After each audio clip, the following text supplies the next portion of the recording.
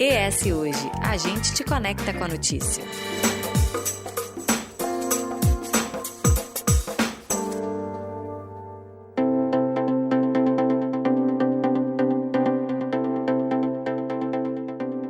ESG, você sabe o que é isso? Sabe por que tanto se fala sobre isso?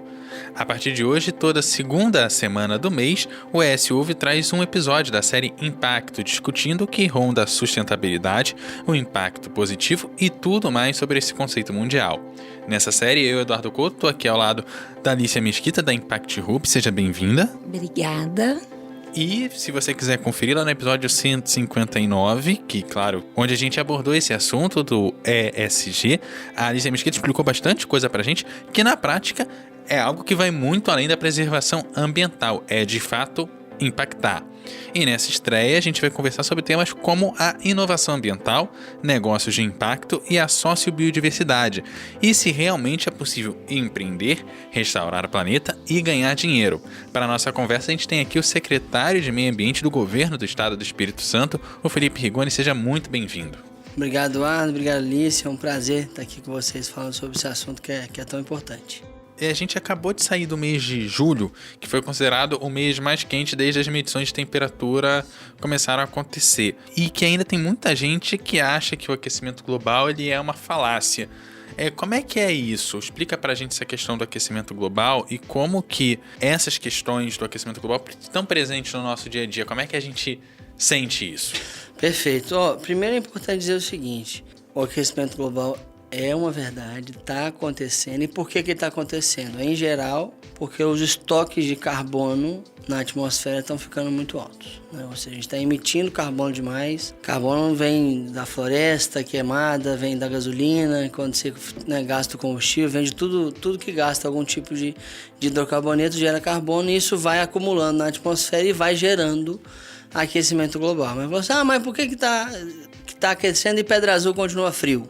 Às vezes até mais frio, porque o aquecimento global ele gera, é mais do que o aquecimento global, ele gera as mudanças climáticas. Ou seja, você vai ter eventos mais intensos, mais frequentes e mais variados. Então o fato do planeta como um todo estar mais quente, e está mais quente, o planeta, faz com que certos lugares fiquem muito quentes, onde não era tão quente. Certos lugares fiquem até mais frios por conta da mudança climática. E, em especial, as secas, as chuvas intensas, etc., vão todos acontecer com muito mais frequência, muito mais intensidade, gerando muito mais prejuízos para o ser humano. E a gente precisa atuar rapidamente, porque isso pode custar a nossa humanidade. Eu acredito, Felipe, que tudo isso que você falou aí tem relação com a subsecretaria Fomento e Investimento em Negócios de Impacto que você criou, né, recentemente na Secretaria de Meio Ambiente.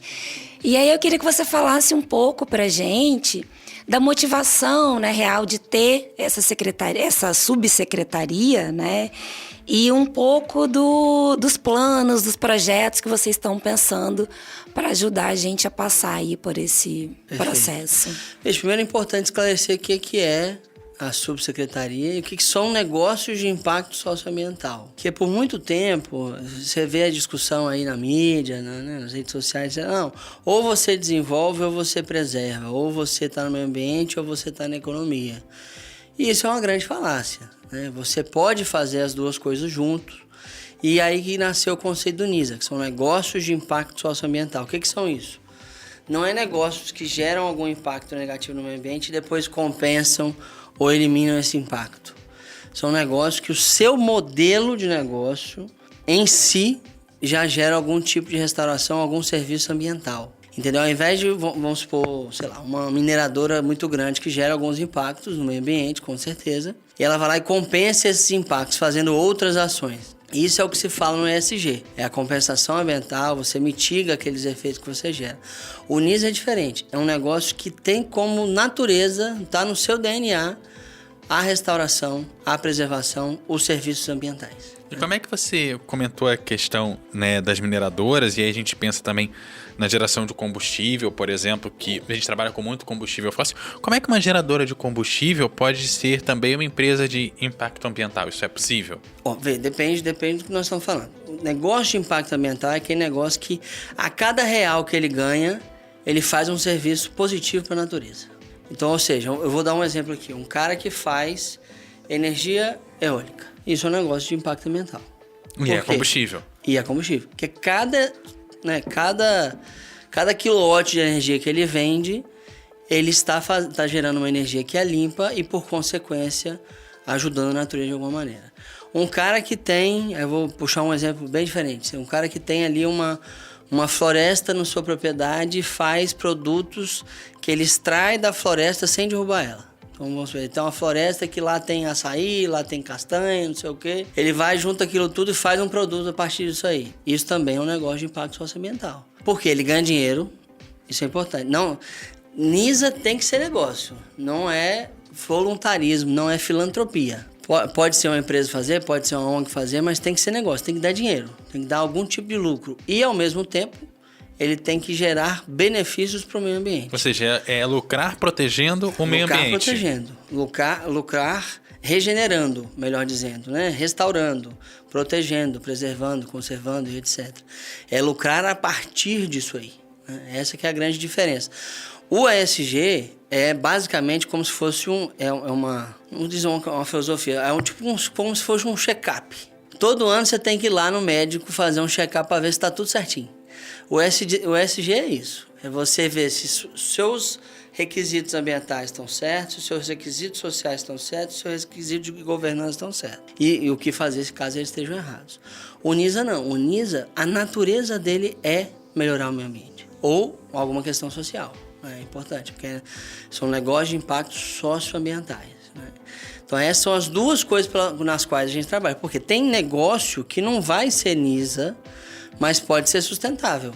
Ter na sua natureza de negócio, ou seja, não vai ter como modelo de negócio a restauração do meio ambiente, mas ele pode ser sustentável.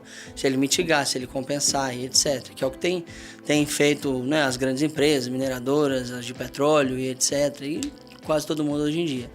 O NISA não é como se fosse um modelo mental diferente. Ele tem como base, a existência dele é para resolver algum problema ambiental. É muito bom a gente ver, né, que as pessoas realmente estão tendo esse olhar, né, e entendendo o que são negócios de impacto. E aqui no Espírito Santo a gente tem o Reflorestar, que é um programa que ajuda a você a trazer, né, a surgir alguns NISAs, especificamente quando a gente olha ali para a floresta. E é muito importante a gente ter esse olhar da restauração e da preservação da Mata Atlântica, porque a gente sempre pensa em Amazônia. Vamos cuidar da Amazônia, e esquece aqui da Mata Atlântica, que é gigante, tem 17 estados do Brasil. Exatamente. Tem uma biodiversidade muito legal, muito bonita, inclusive, que pode, inclusive, gerar vários outros negócios. E aí a pergunta, ela vem nessa linha, né? Além do programa Reflorestar, ou em conjunto com o Reflorestar, o que mais a Ciama está fazendo com esse, né? Ou pensando em desenvolver e propondo, com esse olhar da gente pensar em negócios de restauração ambiental e de apoio. Tem várias coisas que a gente tem pensado e algumas que nós já estamos fazendo, tá? As 3 grandes linhas que a gente tem atuado primeira, na logística reversa. Segundo, na economia azul. E terceiro, na economia da sociobiodiversidade. Eu vou traduzir tudo isso aqui, fica tranquilo. É o seguinte, primeiro, na logística reversa, ou seja, toda indústria, todo momento que você consome alguma coisa, você acaba gerando um resíduo. Lixo, embalagem, plástico, vidro, etc. Né? E existe uma série de obrigações em relação à reciclagem que o Brasil já impôs por lei, só que ela não tem acontecido com tanta veemência, vamos dizer assim. Então a nossa função agora é conseguir modelar como se fosse um mercado de logística reversa. É para a gente estruturar de fato empresas, associações de catadores, cooperativas e etc., todas que possam fazer reciclagem de uma maneira estruturada, que dê dinheiro, que dê lucro, que pague o salário das pessoas, que gere emprego e que preste esse serviço ambiental que é a reciclagem, né? Para a gente evitar que o resíduo vá... Quanto menos resíduo ir para o aterro, melhor. A gente sabe disso. E a nossa ideia é tirar grande parte dos resíduos que vão para aterro e botar eles para serem reciclados em empresas, associações, cooperativas, o que for melhor de estruturar. Então a gente está modelando isso, tem um decreto do governo federal, inclusive, que modelou os créditos de logística reversa, a gente está começando a modelar isso. Para quê? Vamos supor, você tem uma empresa grande que gera muito resíduo, ela tem a obrigação lá, legalmente falando, vou chutar no reciclar 30% do resíduo que ela gera. Então, ao invés dela ela ter que reciclar, ela pode comprar um certificado de crédito. Aí você usa esse dinheiro para estruturar empresas que vão reciclar. Isso gera um baita do mercado por aí no país e vai gerar agora aqui no Espírito Santo.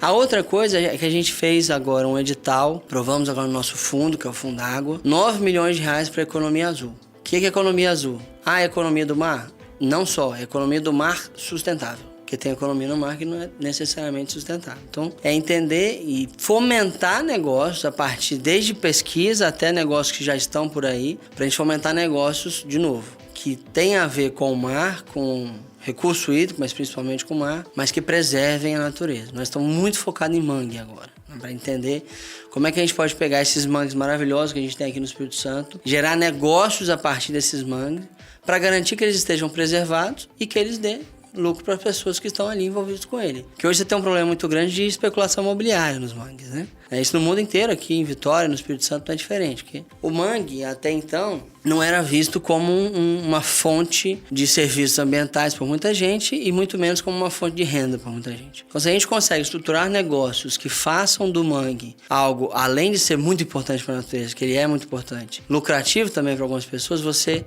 trava essa especulação imobiliária que, em geral, quer acabar com o mangue e fazer um crédito. E a outra coisa é a economia da sociobiodiversidade. O que é uma sociobiodiversidade? Que nós estamos falando negócios baseados na floresta, né? Na biodiversidade como um todo, mas muito focados na floresta.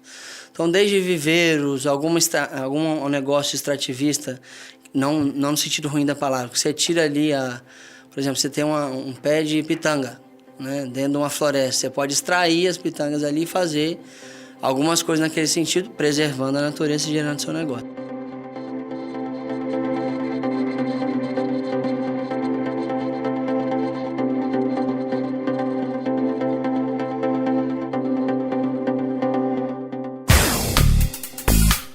Momento Um Pingo de Consciência. Apoio CESAM, Governo do Estado do Espírito Santo.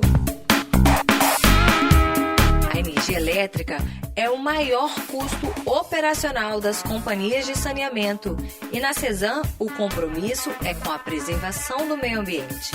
Neste sentido, além da modernização dos sistemas, uma das iniciativas é a contratação livre, sem depender exclusivamente de fornecimento de distribuidores locais. Uma economia de 120 milhões revertidos em obras e ações para a sociedade. Outra importante iniciativa da CESAM para a eficiência e uso de energia limpa é a locação de uma usina para geração de energia solar. Serão investidos 67,4 milhões na contratação de uma usina com capacidade para a produção de 11 mil megawatts por ano. A licitação está em fase final e as obras serão iniciadas ainda em 2023. Momento Um Pingo de Consciência. Apoio CESAM, Governo do Estado do Espírito Santo.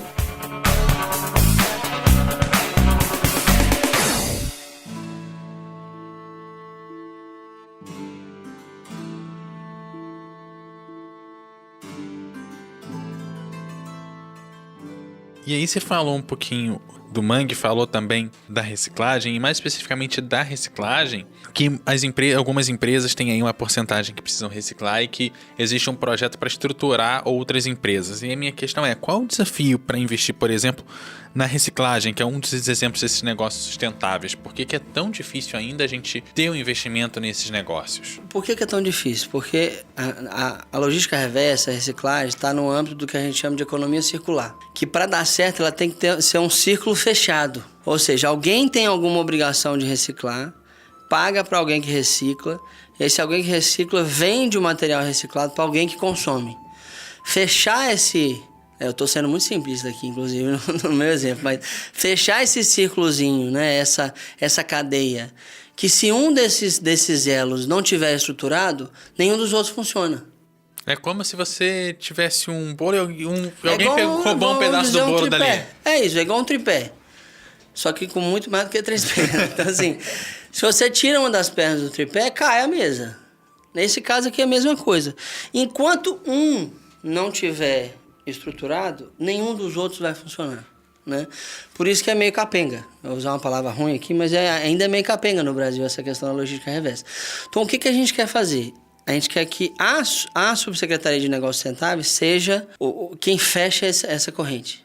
Né? Quem consegue fazer essa corrente, os elos se unirem. Né? Porque você tem lá o pessoal dos recicladores aqui do estado, você tem as associações de catadores que fazem um trabalho maravilhoso, você tem as empresas que precisam reciclar, você tem uma série de produtos que saem, né, a partir da reciclagem e que podem ser vendidos. Então, o que a gente quer fazer é, através de um sistema de certificado de créditos, né, a gente conseguir estruturar toda a cadeia. E aí dá para engajar novas pessoas nesses negócios? Dá para, de repente, como a gente já conseguiu com fintech, outros exemplos, arranjar uma startup para fazer a coisa funcionar?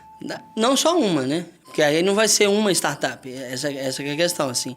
Você vai ter uma série de soluções, uma vez que a gente consegue estruturar fazer a corrente fechar, vamos dizer assim, né? Fazer o círculo se unir, a gente vai ter uma série de soluções novas a partir disso aí. Porque hoje não aparece tantas soluções porque esse ciclo não está fechado. E aí a gente consegue continuar sendo um estado que é amigo das startups. Amigo das... com certeza. Eu vou dar um exemplo aqui. Eu estava sexta-feira lá em Cachoeiro. Cachoeiro da Pimirim, com o pessoal do mármore, da rocha, etc. E você tinha um problema muito grande em relação ao resíduo que eles geram, que hoje a gente chama de fibro, que é como se fosse um pó gerado do polimento da rocha. Só que esse pó, ao invés dele botar no aterro e deixar lá, ele pode ser utilizado para um monte de coisa. Ele pode servir para adubo, ele pode servir para fazer argamassa de novo, ele pode servir para fazer brita, ele pode servir para fazer um monte de coisa. O que precisa fazer para estruturar isso? Montar lá, tem as associações específicas, e estruturar esse pessoal para que eles de fato produzam, né, a argamassa, produzam a brita, produzam o calcário, que ele tem uma concentração de calcário ainda muito melhor. Teve um pesquisador, não sei se foi da UFS ou do IFES, que descobriu que em lugares que você tem esse pó espalhado na terra, certas plantas dão muito mais, plantas produtivas. Então você tem ali uma série de benefícios que não eram percebidos, né? Então agora nós estamos começando a estruturar, junto com o pessoal do Sindirochas, junto com as associações, etc., para utilizar aquilo que era resíduo, agora virou negócio. Ô Felipe, você trouxe aqui alguns problemas, né? Alguns desafios, na verdade, né? Alguns desafios, por exemplo, que é a pesquisa das universidades virarem negócios.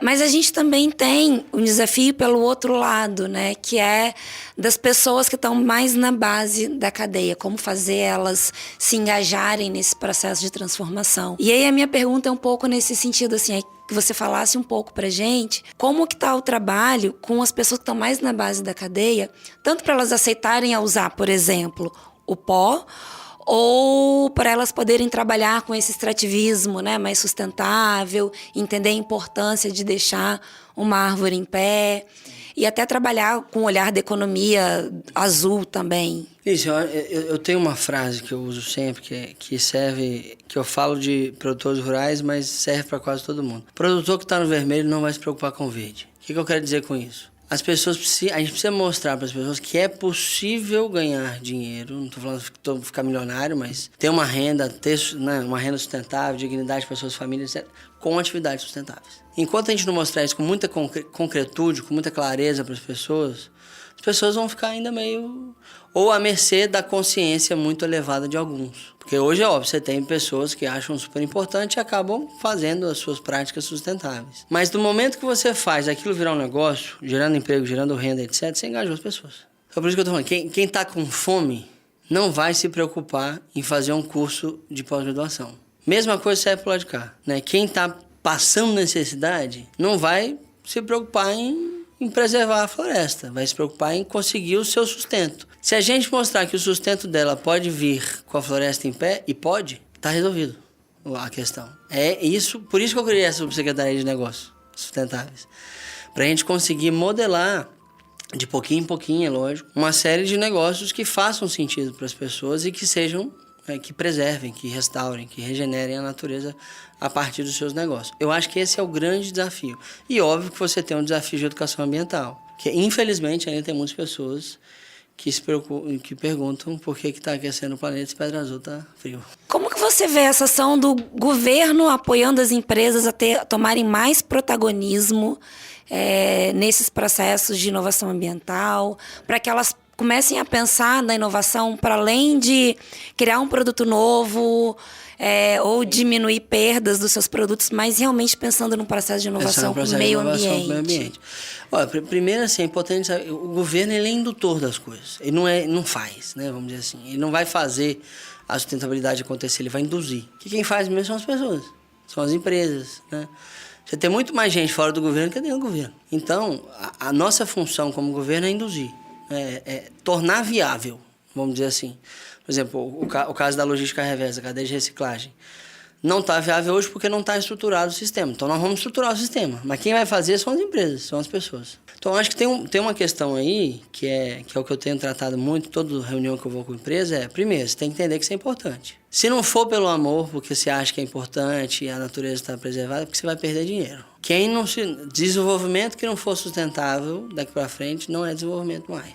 Né? Todos os fluxos globais de investimento estão fora de quem não tem pelo menos uma checagem de ESG. Isso você já percebeu? Todo mundo vê as notícias aí. Então, assim, os grandes fluxos globais de investimento, até no Brasil agora muito também, estão indo para quem é sustentável, ou para quem quer ser. Onde é que está o grande problema? As grandes empresas, as gigantescas mesmo, todas elas já estão se adaptando. Algumas mais rápido, outras mais devagar, etc. O problema são as médias, que é quem não depende de fluxos de investimento global, vamos dizer assim.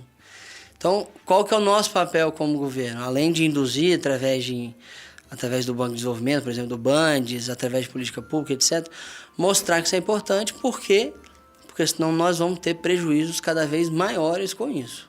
O Espírito Santo, inclusive, é um estado até fácil de fazer isso, porque todo mundo percebe o risco que é você ter uma quantidade absurda de chuvas intensas, como a gente tem tido nos últimos anos. As secas, que vai vir cada vez mais intensa agora, inclusive 24, 25 e 26, vão ser 3 anos de muita seca. Então as pessoas vão começar a perceber, através de ações de educação ambiental, nas nossas falas, nas nossas políticas públicas, que se não fizer isso, nós vamos perder. Então os negócios vão acabar, pelo amor ou pela dor, né? Vão acabar se adaptando a esse novo mundo. Mas especialmente porque hoje não consegue mais empréstimo, não ganha mais investimento que não tiver com ESG. Você comentou da pequena e da média empresa, principalmente das médias empresas. Como é que a gente coloca para essas empresas, que são aquelas que muitas vezes sustentam os donos, ou seja, se a empresa fechar, os donos estão passando fome, né? São empresas que acabam sendo muito mais próximas da gente do que a grande empresa, no sentido de que dependem tanto do trabalho quanto quem está empregado ali, dependem tanto daquela empresa funcionando como quem está empregado. Como que ela deixa de ver a inovação ambiental, o desenvolvimento sustentável é um gasto, porque ela também precisa fechar as contas no fim do mês, e principalmente para a pequena empresa, fechar a conta no azul do fim do mês é difícil. Muitas vezes, qualquer pequena crise, principalmente agora que a gente vem saindo de uma pandemia, é um baque tremendo para aquela empresa. Primeiro, por uma questão de mercado. O que eu quero dizer com isso? Cada vez mais as médias empresas vão perceber que quem está sustentável vai começar a ganhar mais dinheiro. Por quê? Porque as pessoas estão consumindo mais sustentável. No fim das contas, o consumidor que manda em tudo, em relação ao mercado. Se ele começa a consumir, e é o que está acontecendo com o mundo, não é só no Brasil, é com o mundo inteiro. Todo mundo está começando a consumir cada vez mais coisas carbono neutro, coisas mais sustentáveis, etc. Inclusive, alguns pagando mais caro para coisas nesse sentido. Então tem esse ponto. Cada vez mais as empresas vão perceber que quem está sustentável vai ganhar mais dinheiro. E tem um outro lado. Quem não vai ser sustentável vai começar a perder dinheiro. Por quê? Vai começar a não fazer jus a empréstimos governamentais. Todos os governos vão para essa direção. Você vai começar a ter um período no Brasil, inclusive vai ser logo, que quem não tiver práticas sustentáveis não vai poder fazer jus a crédito do governo, a subsídio tributário, que o governo vai induzir. Porque se não induzir, nós estamos tudo lascados. Então, assim, você tem esses dois pontos. E, claro, cada vez mais a gente tem que, obviamente, fazer ações de educação ambiental para o cara entender a importância e, obviamente, modelar negócios que de forma sustentável deem dinheiro. Ô, Felipe... Então, tem desafios aqui na área da educação, não só educação ambiental, mas educação do empreendedor. Tem desafio na área de indução, então o governo tem que induzir isso para cada vez ser mais rápido. E tem um mercado que vai fazer isso acontecer. Já está acontecendo com as enormes empresas, vai acontecer cada vez mais com as empresas menores. Você falou aqui de um grande processo de transformação, né?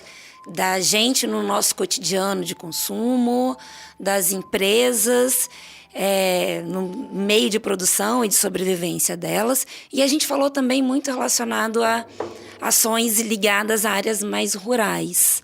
Mas a gente também tem aí grandes impactos nas cidades, né? E a gente precisa de que as pessoas nas cidades também passem por esse processo de transformação. E aí eu queria ouvir um pouco de vocês, se vocês já têm algo planejado nessa linha, do que a gente pensa para as cidades. Vou te dar uma informação que você vai se surpreender. O Espírito Santo está entre os 3 estados que mais tem pessoas em áreas de risco para desabamento do Brasil. Sabia? Mesmo não tendo tanto morro.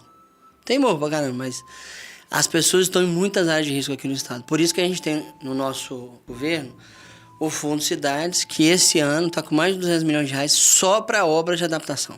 Porque você vê, por exemplo, em 2020, teve aquela chuva em Conha, no sul do estado. Fora o prejuízo humano, né, que teve ali muita gente desabrigada, você tem um prejuízo econômico gigantesco. Por quê? Porque, em geral, quando não é uma área de risco de vida, é uma área de risco econômico. Então, quando passa uma chuva enchendo tudo, todo mundo perde as coisas. Então, além disso tudo que você falou que é importante, a gente é sim um estado com um altíssimo risco nesse sentido. Mas as cidades, voltando para a sua fala, as cidades é onde você tem o maior impacto. Não só porque em muitos locais, né, a gente tem pessoas, né, localizadas em locais de risco, de desabamento, mas porque é onde você tem um acúmulo de resíduo, o acúmulo de esgoto, o acúmulo de tudo, né, de emissões. Tá tudo nas cidades. Né? Você lembra que eu falei do círculozinho que tem que fechar, né? Da logística reversa. Um dos pedaços mais difíceis, se não for o mais difícil, é fazer as pessoas separar o resíduo e botar no lugar certo. Então, uma das coisas que a gente gostaria muito de conseguir modelar, só que não é fácil, é conseguir que a pessoa que na sua casa vai lá, pega o potinho lá da sua marmitinha, lava esse negócio, deixa separadinho, consiga também ser remunerada por isso em algum momento. Para quê? Para que todo mundo, de fato, faça a coleta seletiva, né? Faça ali a separação do lixo da maneira correta, porque isso facilita muito a reciclagem, né?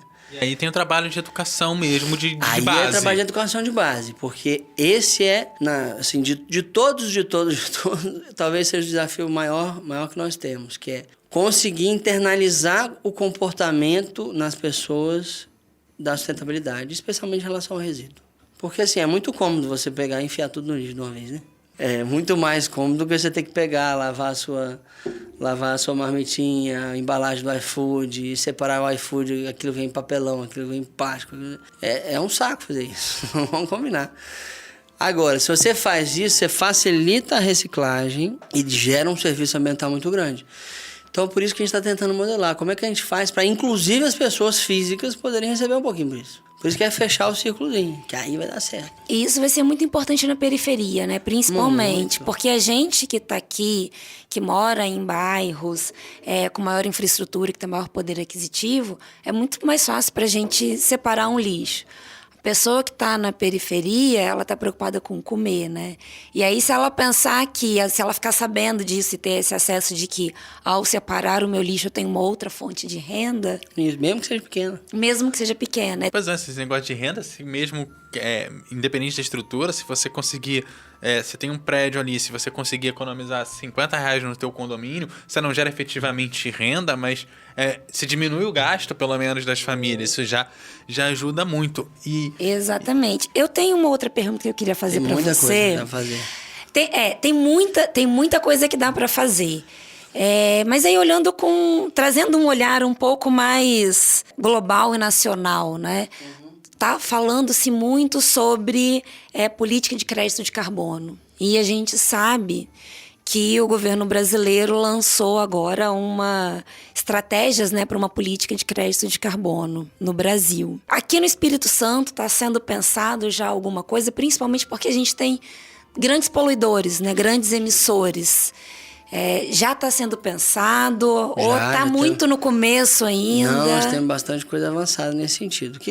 Primeiro é importante dizer o que é o sistema de crédito de carbono. Né? Que seria isso? Todo mundo que emite carbono, então empresas que precisam ali de emitir... Todo mundo emite carbono, né? Quando na sua vida você pega um carro, você pega ônibus, você compra coisas, e em tudo isso aí está embutindo algum processo industrial que vai emitir carbono na atmosfera. O crédito de carbono ele serve para quê? Quem emite vai ter que comprar autorizações de emissão, vamos dizer assim. E essa autorização de emissão ela vem de quem está capturando carbono, que normalmente são as florestas. Então, o cara que está lá, que tem uma florestinha, vai receber, e o cara que tem uma indústria que emite carbono vai pagar.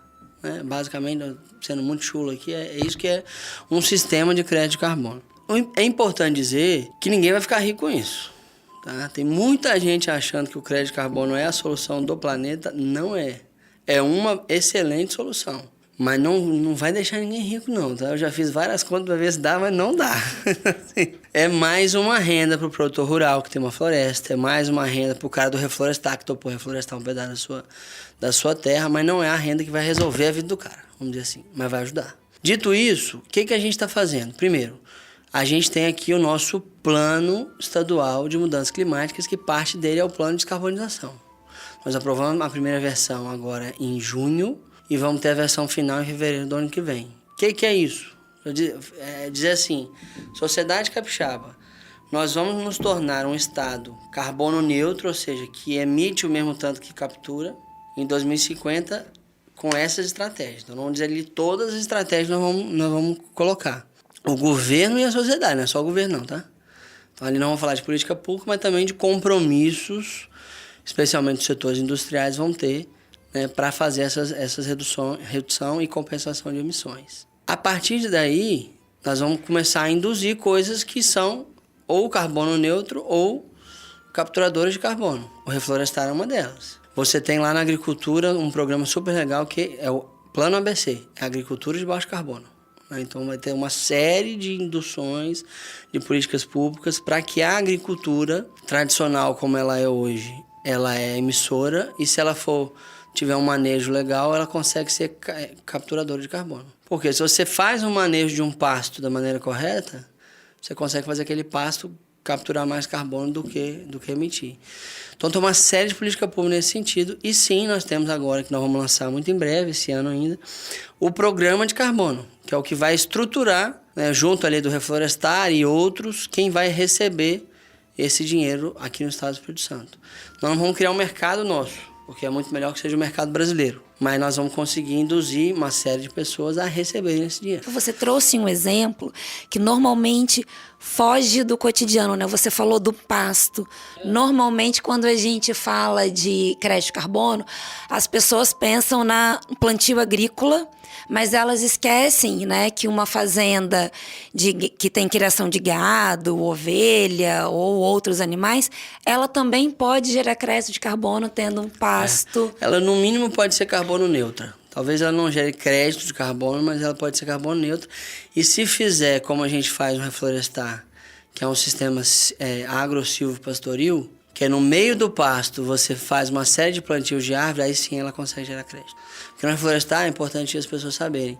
Ele tem vários modelos. O cara pode plantar a terra inteira de árvore nativa. O cara pode plantar algumas árvores, algumas centenas de árvores, no meio de uma plantação, por exemplo. E isso vale, porque isso gera captura de carbono.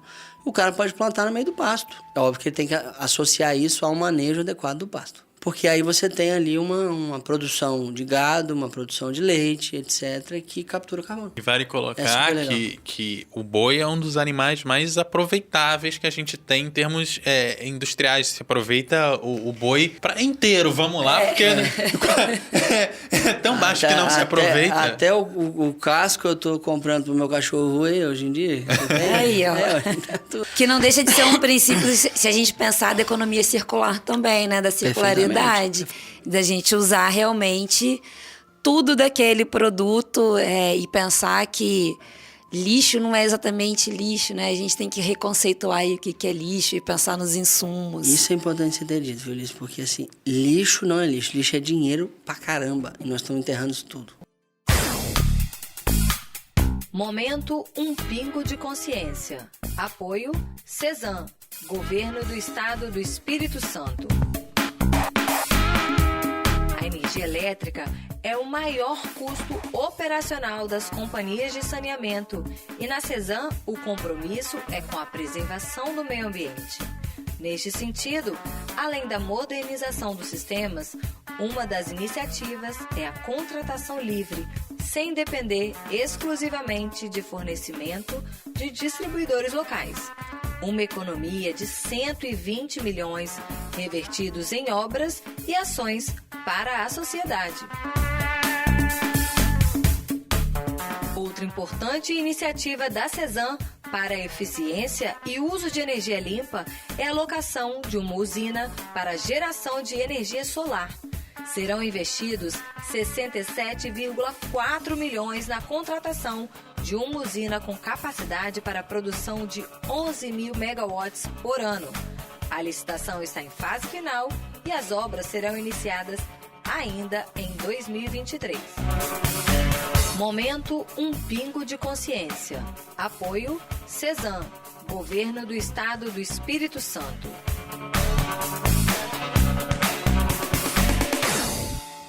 É isso, a gente vai se encaminhando pro final. Felipe Rigoni, muito obrigado por estar aqui. Fique à vontade para se despedir. Claro, já fazemos o convite para depois do plano pronto você vir aqui detalhar com a gente. E claro, vir contando as etapas no futuro enquanto você estiver aí como secretário, até depois em qualquer outro cargo que o senhor venha a ocupar. Muito obrigado, Eduardo. Obrigado, Lícia. Foi um prazer. Foi ótimo essa conversa aqui. E fico sempre à disposição. Sempre que quiser, estamos aí. É isso, o ES Ouve tem a edição e apresentação de Eduardo Couto, a curadoria da Alicia Mesquita, o jornalismo de Lídia Lourenço e a direção de jornalismo da Daniele Coutinho. Gente, aquele abraço e até a próxima.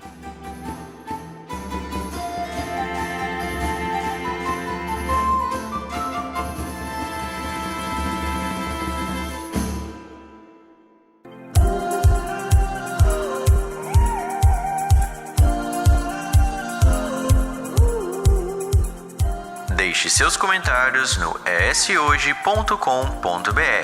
É lá que você se mantém informado toda semana. E nos siga nas redes sociais com @eshoje e no nosso canal do YouTube.